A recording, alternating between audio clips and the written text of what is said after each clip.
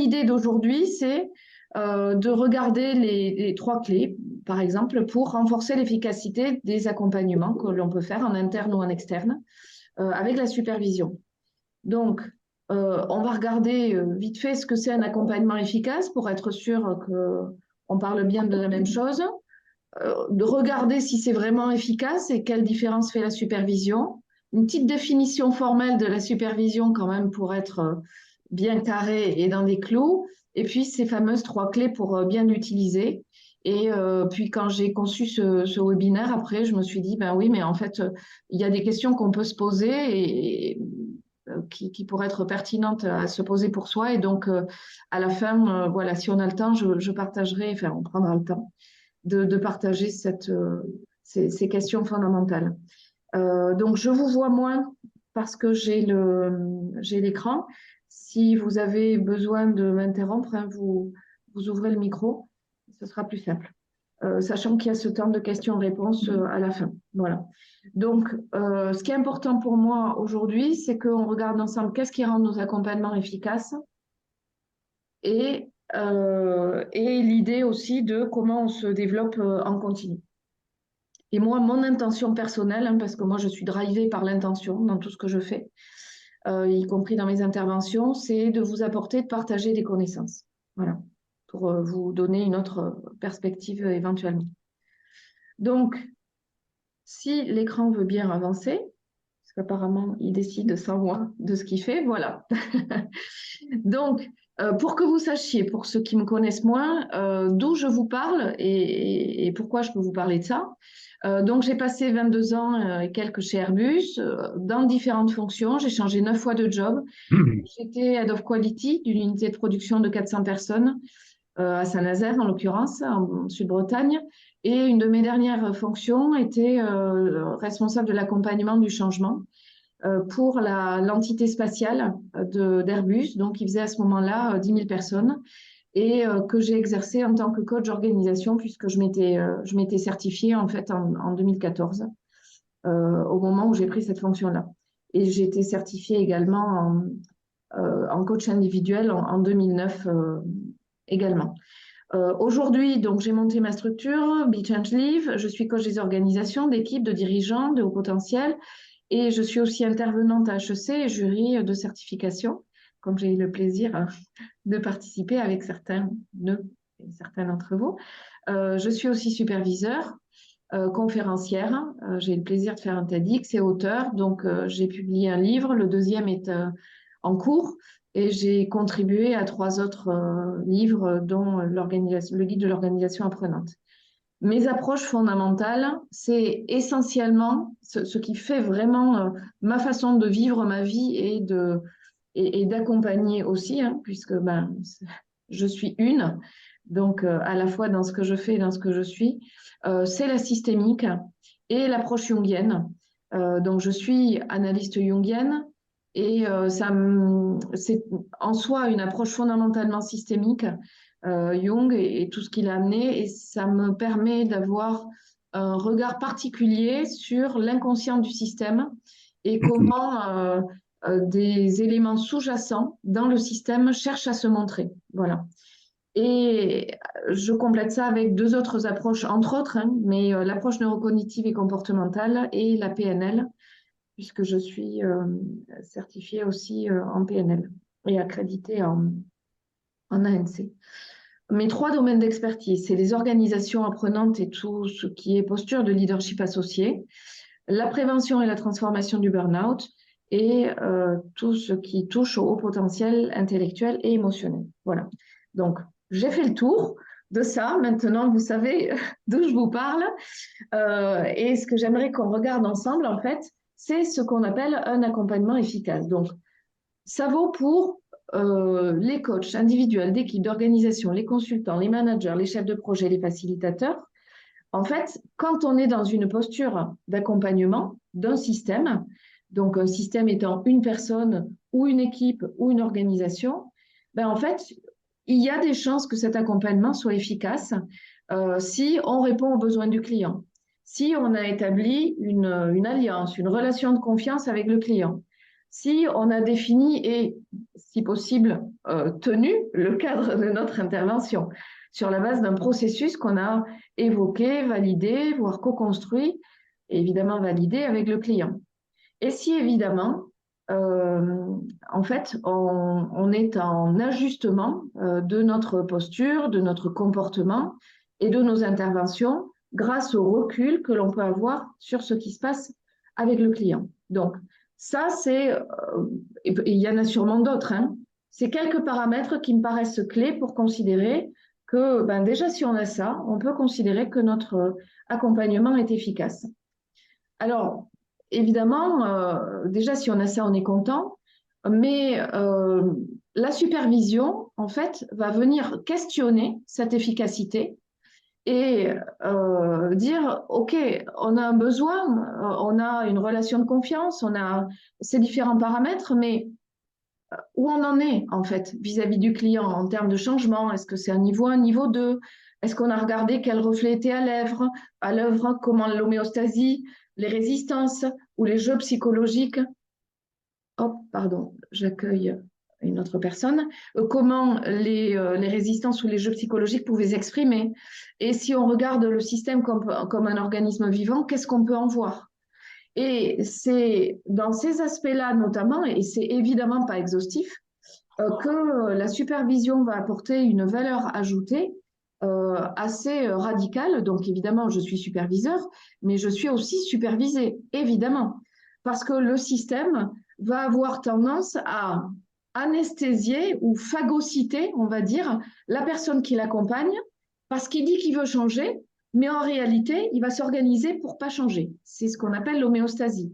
C'est un peu comme quand je fais du footing, bon, par inadvertance, hein, à vrai dire, mais mettons que je fasse du footing, pour l'exemple.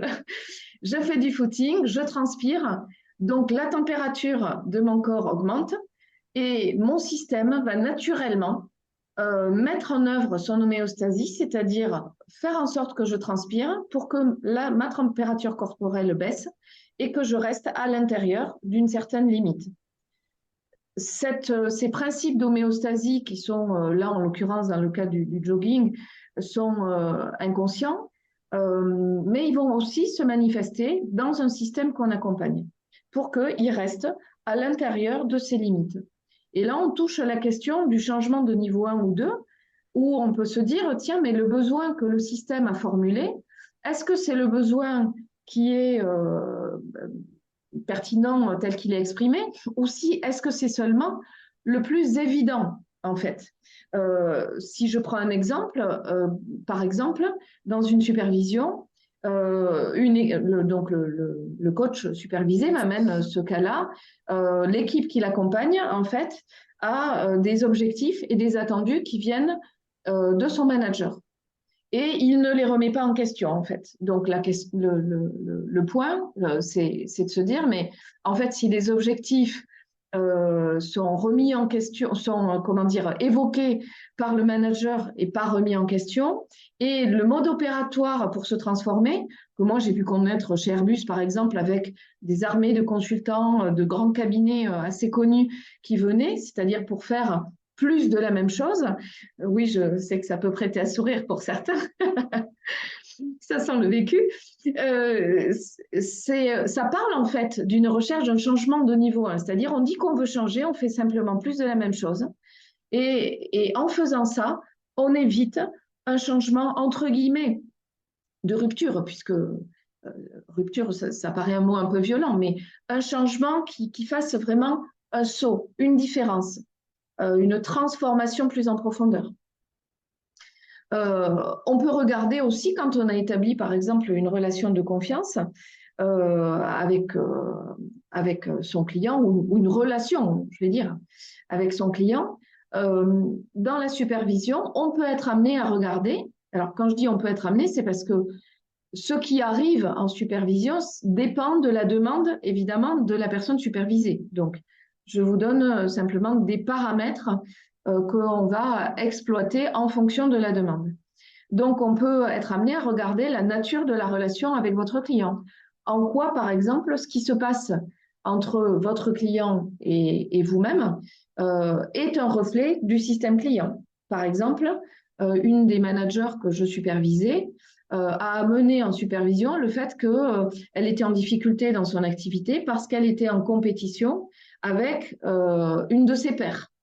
Et en fait, en décortiquant son système, on s'est aperçu que sa manager qui lui donnait du refil à retordre, donc sa manager à elle, hein, sa N+1, était elle-même en compétition avec ses pairs. Et donc, en fait, on voit là que ce qui se passe au niveau du coach ou de la manager supervisée est au-delà de simplement la compétition avec ses pairs. C'est qu'il y a une énergie de compétition dans le système et c'est ça qu'on va mettre en travail pour regarder comment on peut ajuster, comment la coach ou en l'occurrence là la manager peut s'ajuster et en faire quelque chose en conscience pour accompagner et être présente de façon plus pertinente au sein du système. Jeu psychologique, ben, par exemple, vous tenez votre cadre d'intervention et puis ben, peut-être vous pouvez avoir un exemple qui a tendance à prendre la main. Bizarrement, il va être en retard aux réunions ou il va redéfinir la durée des réunions parce qu'il n'a pas le temps ou il va replanifier, etc.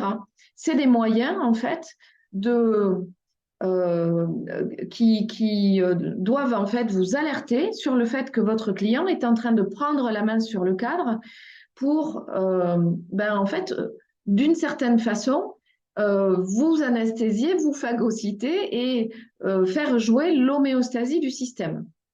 Donc, c'est intéressant à avoir en conscience pour pouvoir s'ajuster, évidemment, en fonction. L'idée sous-jacente, hein, c'est toujours augmenter en conscience pour pouvoir s'ajuster. Je parlais donc d'homéostasie. Ben, c'est intéressant de regarder dans vos systèmes accompagnés, donc une personne, une équipe, une organisation, comment va se manifester l'homéostasie du système et évidemment en quoi vous pouvez vous réajuster. Un exemple assez classique, parce que ça fait partie, en tout cas j'observe ça de façon assez récurrente au sein des systèmes, c'est la tendance par exemple à bouc émissariser quelqu'un. Donc, toute l'attention du système va être focalisée. Donc là, pour le coup, dans le cas d'un collectif, hein, qu'un coach accompagne, euh, en fait, il va me parler énormément d'une des personnes de ce collectif. Et cette personne-là est bouc émissarisée par le reste de l'équipe. Et donc, c'est très astucieux comme système absolument inconscient, hein, comme moyen absolument inconscient du système, parce que c'est très homéostasique et que le temps que le système s'occupe de la personne qui est donc devenue bouc émissaire, il ne s'occupe pas de son vrai problème. Et donc tout l'enjeu du coach, ça va être de se dire, bon, ok, donc le sage montre la lune, l'imbécile regarde le doigt. Je ne traite personne d'imbécile, évidemment, mais ça veut dire que si le système pointe un bouc émissaire, c'est très intéressant de regarder où est, ailleurs qu'au niveau du bouc émissaire, la réelle problématique du système.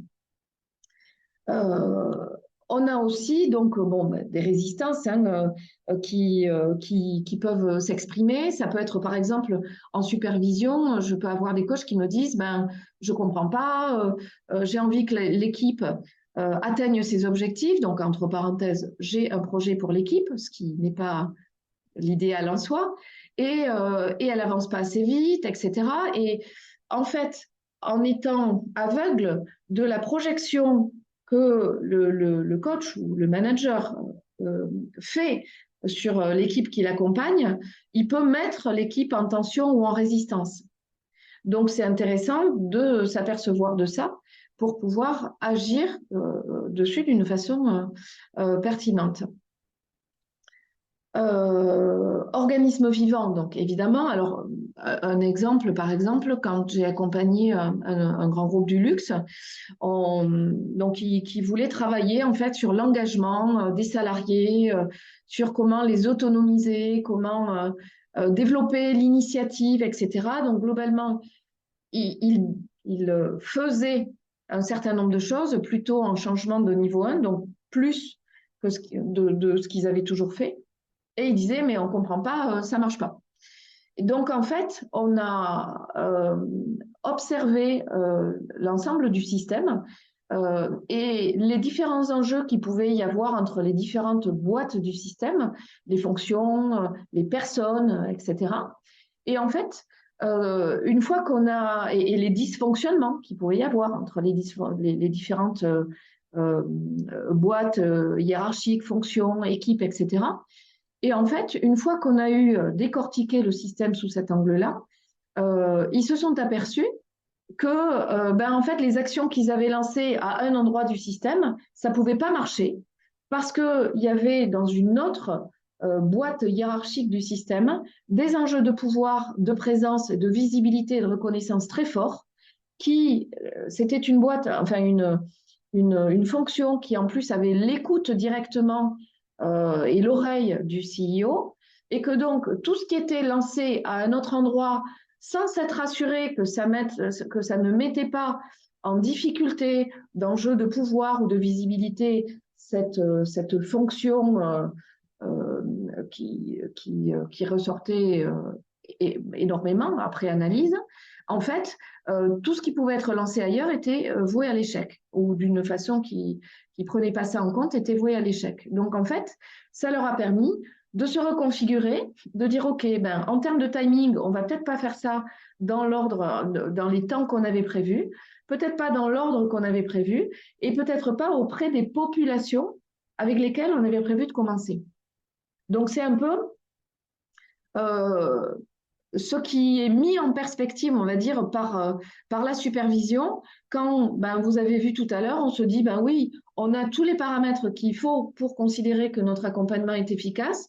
Et quand on creuse un petit peu, voire beaucoup, on s'aperçoit qu'il y a tellement de paramètres sous-jacents que notre accompagnement a en réalité beaucoup de raisons d'être rendu inefficace par le client qui inconsciemment va nous pousser à l'homéostasie. Donc, j'ai repris pour un cadre un peu plus formel la définition de Michel Moral et Florence Lamy sur ce que vise la supervision. Donc, c'est évidemment le développement du supervisé au niveau personnel et professionnel, puisque, bien entendu, quand on va faire tout ce que je viens d'évoquer avec vous, juste dans le slide précédent, il y a une montée en conscience, en fait, de ce qui se passe à la fois pour soi et à la fois pour le système. Évidemment, ça résout des problèmes techniques ou voire éthiques, je n'ai pas parlé d'éthique, mais ou conceptuels rencontrés dans comment je m'y prends finalement pour faire telle ou telle action, ou comment je gère les conflits au sein de l'équipe que j'accompagne, voire avec mes propres confrères. Ça peut arriver aussi. Et le dernier, alors pardon, j'ai l'écran dessus, c'est évidemment, donc ça m'est arrivé, donc support, protection à la personne supervisée, coach ou manager. Moi, je me suis retrouvée effectivement avec un des coachs qui avait animé une session de codir d'une équipe. Et il y a eu un grand clash, c'est parti en live. Et évidemment, il a été assez secoué par cette expérience, ce qui est facile à comprendre. Et donc, quand on a regardé en supervision, en fait, il est venu avec le fait de dire, bon, déjà, j'ai besoin d'y voir clair sur ce qui s'est passé. Qu'est-ce qui fait que j'ai pas pu anticiper ou réagir différemment à ce clash? Et puis, est-ce que je continue l'accompagnement ou est-ce que je dis stop et j'arrête tout? Et en fait, en décortiquant le système, on s'est aperçu qu'en réalité, c'était une entreprise familiale et le dirigeant donc, avait sollicité le coach pour un coaching d'équipe, pour améliorer les relations, pour augmenter la performance. Mais le père du dirigeant qui avait fondé l'entreprise était toujours présent, donc pas officiellement, mais il venait régulièrement dans l'entreprise. Et on s'est aperçu qu'en fait, l'enjeu n'était pas l'équipe, mais la relation du dirigeant avec son père et sa capacité à prendre sa place en tant que dirigeant.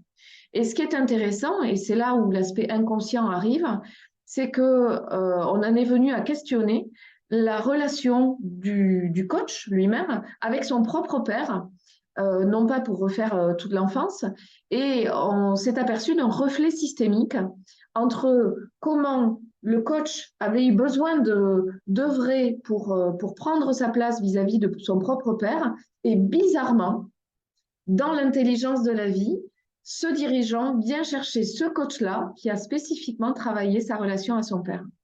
Et donc, du coup, la question de continuer ou pas l'accompagnement est devenue un non-sujet. Hein. C'est souvent ce qui arrive en fin de supervision.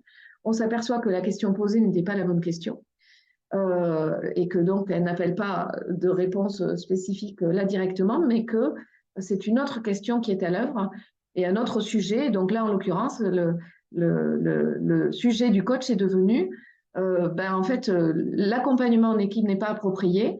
J'ai besoin de me centrer sur l'accompagnement de ce dirigeant dans sa relation avec son père.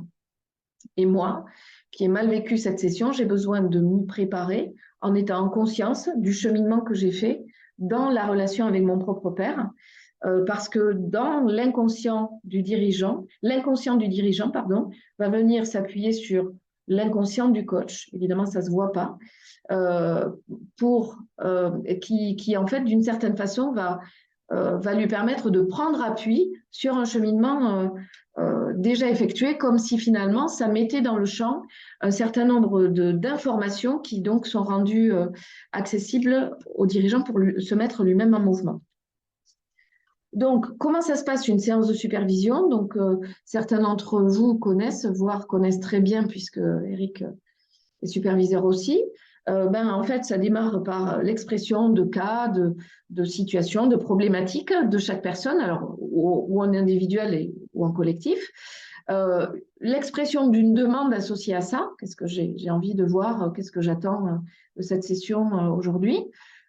À ce moment-là, il peut y avoir, au moment de l'expression de la situation, hein, du cas, des itérations, des questions de clarification de la part du groupe, si c'est une supervision collective.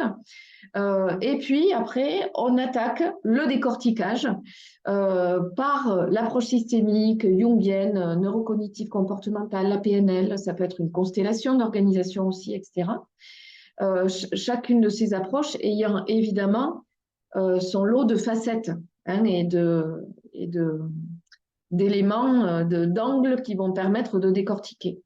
Et ce que ça produit, en fait, c'est un nouvel éclairage de la situation du cas, des nouvelles idées, c'est-à-dire à la fois dans la conscience de ce qui se passe, mais aussi dans les moyens à mettre en œuvre, les actions, l'ajustement de sa propre posture, parce que du coup, on n'est plus le nez collé dans le système, on est plus en recul, et donc, du coup, ça permet d'avoir l'espace pour se mouvoir et s'ajuster.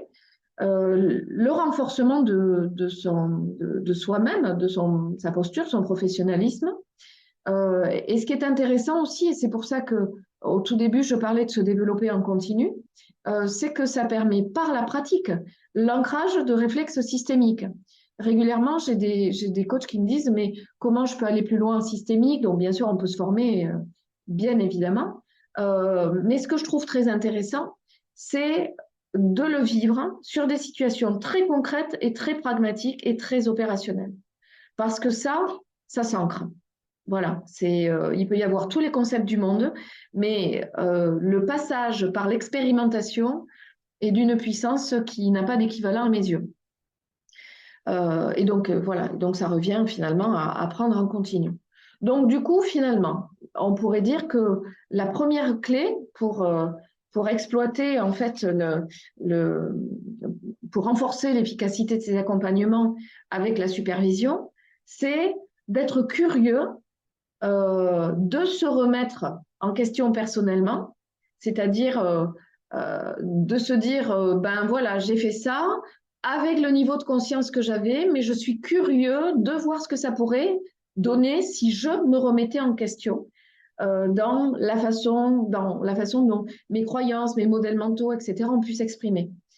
Et donc, c'est pour ça que je dis être curieux de se remettre en question personnellement. Et puis, il y a être curieux. Et il y a évidemment tout simplement l'acte de se remettre en question. Voilà. En être curieux est une valeur ajoutée parce que du coup, ça a un côté assez nourrissant qui est intéressant. Tout. La deuxième clé, c'est de développer un regard systémique. Donc, ça, très clairement, nos accompagnements n'ont rien à voir si on développe un regard systémique. En fait, plus on est conscient de nous-mêmes, notre propre complexité, hein, si on fait un petit peu de travail sur soi, plus on peut être en conscience de la complexité du regard du système qu'on accompagne. Et ce qui est intéressant, on l'a évoqué avec les reflets systémiques, c'est qu'un système fonctionne comme un hologramme. C'est-à-dire que l'image du tout est dans chacune des parties du système. Donc, si par exemple, on est conscient de ce qui est en train de se jouer dans notre relation de coach à superviser ou de à superviseur, pardon, ou de manager à superviseur, ça peut nous éclairer aussi sur ce qui se joue dans la relation entre le coach, le manager et l'équipe qui l'accompagne ou qu'elle accompagne. Et ça peut nous éclairer aussi sur ce qui est en train de se jouer à l'intérieur du système accompagné. Ça veut dire qu'on n'a pas besoin d'être présent partout, et c'est l'intérêt aussi de l'approche systémique ou du coaching d'orgas, c'est qu'on n'agit pas partout, c'est pas nécessaire. On a déjà des éléments en regardant à partir de nous-mêmes sur ce qui se passe dans le système pour agir de façon en mode, on va dire, un peu acupuncture. La troisième clé, c'est évidemment d'avoir envie d'expérimenter et d'apprendre. Ça, c'est, on va dire que c'est presque un câblage personnel, je dirais, c'est-à-dire cette envie de découvrir et de voir à l'aune de l'expérience ce qui se passe, parce que ça génère une posture de curiosité intérieure et d'ouverture qui, d'une certaine façon, est modélisante donc en tant que superviseur, évidemment, pour le coaché ou le manager supervisé, mais en tant que coach ou que manager, c'est modélisant aussi pour le système qu'on accompagne dans l'énergie d'ouverture et la posture de non-jugement qu'on va avoir dans nos accompagnements. Donc finalement, une fois qu'on a dit ça, je me dépêche parce que je vois qu'il est 33, ce que vous gagnez avec la supervision, c'est vraiment d'être en conscience que le système, encore une fois, le système, ça peut être une personne, une équipe ou une organisation, est un organisme vivant, donc il est complexe. Et complexe n'est pas compliqué, hein. Je ne veux pas faire de sémantique, mais il y a une nuance certaine. Et donc, ça amène voilà, un regard différent, des nouvelles idées, y compris dans les actions qui sont à mener, qui sont différentes, un ajustement de soi, de sa posture, de sa conscience de soi et l'ancrage de réflexes, réflexes oui, systémiques, j'allais dire. C'est quand même ça qui me paraît le plus essentiel, hein. Enfin, le plus essentiel en termes d'apprentissage, on va dire. Et puis, je me suis dit, mais en fait, si vous assistez à ce webinaire, vous pouvez vous demander, est-ce que j'ai vraiment besoin de supervision? Ou est-ce que je sais vraiment ce que c'est la supervision? Est-ce que c'est approprié pour moi? Et donc, j'ai mis là une liste de questions que vous pouvez vous poser pour savoir si effectivement c'est pertinent pour vous ou pas. Alors évidemment, en tant que coach, ça fait partie de notre éthique d'être supervisé parce que de toute façon, le système va chercher à nous phagocyter. Donc si on veut rester pertinent et en conscience de ce qui se joue avec nos accompagnés, la supervision devient incontournable et c'est pour ça que c'est une question d'éthique, je vais dire. Voilà. Mais quand on est manager, quand on est chef de projet, quand on est facilitateur, c'est pas forcément un réflexe de se dire, ben oui, je peux faire appel à de la supervision. On appelle ça aussi de l'analyse de pratique. Ça peut être un autre terme. Il y a des petites nuances peut-être, mais en tout cas, c'est le même principe. C'est comment je prends du recul sur ma pratique pour pas être absorbée par ce qui se passe et que je puisse continuer à être en conscience et pertinente. Donc, voilà, est-ce que j'ai des problèmes complexes, un peu des difficultés par rapport à des problèmes complexes à résoudre? Est-ce que je suis dans une situation de blocage dans un accompagnement, soit avec l'équipe, la personne, l'organisation que j'accompagne, soit avec un collègue, un partenaire? J'ai pas mal ça en ce moment comme situation de supervision. Ou est-ce que en fait je suis un peu isolée parce que peut-être je lance mon activité ou ce type d'activité et donc j'ai besoin de pouvoir échanger sur les pratiques avec d'autres professionnels. Est-ce que je vis, comme le cas que j'avais évoqué, une situation un peu émotionnellement difficile ou délicate, et donc j'ai besoin de prendre du recul pour voir comment je peux la gérer. Ah, pardon, une autre personne arrive. Est-ce que j'ai le sentiment de stagner ou de manquer de perspective?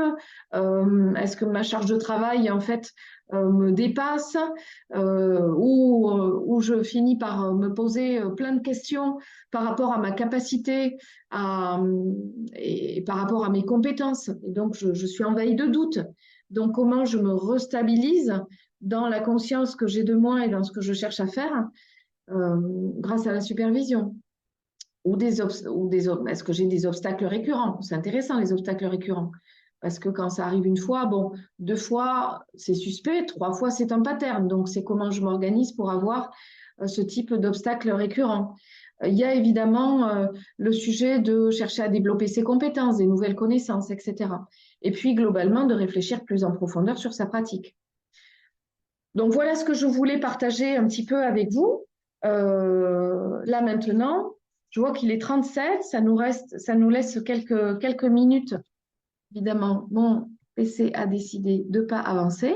Voilà, pour voir si vous avez des questions. Évidemment, si vous avez, parmi ce que j'ai évoqué, des sujets, des points que vous aimeriez creuser un peu plus, ça peut être l'occasion d'un nouveau webinaire, auquel cas, n'hésitez pas à m'en faire part. Voilà. Donc, je suis à l'écoute, je départage pour vous voir et répondre aux questions éventuelles. Donc, vous débloquez vos micros, hein, comme ça, c'est plus simple. C'était super complet. Il n'y a peut-être pas de questions, je suis nulle. Eric, alors, je vous laisse. Je vais la faire par oral parce que je dois m'en aller. Donc, vous avez parlé de supervision de manager. Donc, évidemment, ça m'interpelle. Donc, pour savoir pourquoi supervision de manager et pas coaching de manager, puisque la supervision, en principe, est adressée au coach. Oui, parce que Alors, quand vous avez c'est fait le parallèle avec l'analyse de pratique. Oui, Oui, donc c'est ça, exactement. je comprends. On est Mais plus donc, sur de l'analyse de pratique, effectivement, et la différence, c'est qu'un coaching de manager, on va travailler sur lui, sur lui-même, pas forcément que sur ce qu'il fait. La supervision va beaucoup s'adresser, pas seulement, mais à ce que la personne met en œuvre dans ses pratiques, au reflet avec le système, etc., à comment il accompagne. Sur le manager, enfin, sur du coaching, je veux dire, on est plus sur l'accompagnement du développement de la personne en tant qu'elle-même, au-delà de ses pratiques. C'est peut-être la nuance que je peux. on pourra se Évidemment, poser la question, mais je vous laisse. Donc, oui, évidemment, le fil est sur, ténu. Merci de sur la votre personne et participation. l'organisation. Donc, quand on a des coachs, on sait qu'ils ont travaillé sur eux, mais les managers, c'est pas toujours le cas. Exactement, c'est vrai, c'est vrai. Mais ça Voilà. peut être un moyen d'entrée pour les amener à travailler sur eux. C'est ce que Oui, j'observe, moi. peut-être. C'est le système à l'envers, mais pourquoi pas. C'est ça, exactement. Je vous laisse, excusez-moi, mais donc au plaisir d'en reparler éventuellement. Merci bien, Au revoir. merci de votre participation. Merci Bénédicte, c'était super complet. Bon, moi, je suis peut-être un peu la baby de la bande. Pas sûr? Projection? On n'en sait rien. Et on ne sait pas. En tout cas, aux prémices de tout ça. Non, je me posais juste la question de si vous aviez des recommandations de timing, de fréquence de supervision. Est-ce que c'est du feeling? Est-ce que c'est quand on en ressent le besoin? Alors, moi, ce que j'observe, alors déjà, je vais répondre par rapport à moi. Moi, j'utilise la supervision pour moi-même quand je suis sur un os.